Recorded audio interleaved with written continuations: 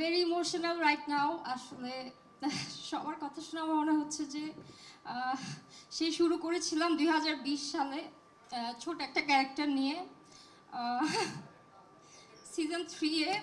Because আমাকে যখন বলা হয়েছিল যে ব্যাচেলার পয়েন্টের কথা, তখন আই ওয়াজ নাথিং।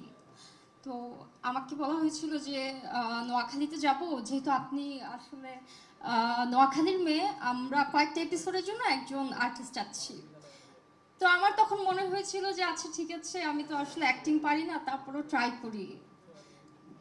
সেই ট্রাই করা থেকে আসলে সিজন 3 থেকে এখন সিজন 5-এ চলে আসছি আপনাদের সবার ভালোবাসায়। আসলে আমার অডিয়েন্স না থাকলে এটা সম্ভব হতো না। অ্যান্ড কাজল আরফিন, অমি ভাইয়া, আসলে আমি কি বলবো, I am very emotional right now. Because আমি কখনোই ভাবিনি যে সিজন 5 পর্যন্ত আমি আসবো।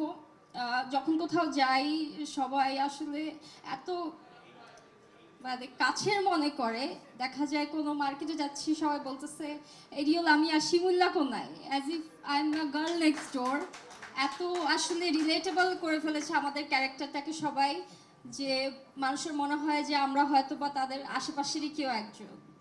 সো এই ভালোবাসাটা পাবো আপনাদের কাছ থেকে, এটা কখনো আসলে আশা করিনি। আমি অনেক ছোট মানুষ, যখন শুটিংয়ে যাই আমি সবার থেকে ছোট, বাট তারপরে সবাই আসলে আমাকে এত ভালোবাসা দিয়ে আসলে আপন করে নিয়েছে একদম 2022 থেকে এখন 2025 সাল পর্যন্ত।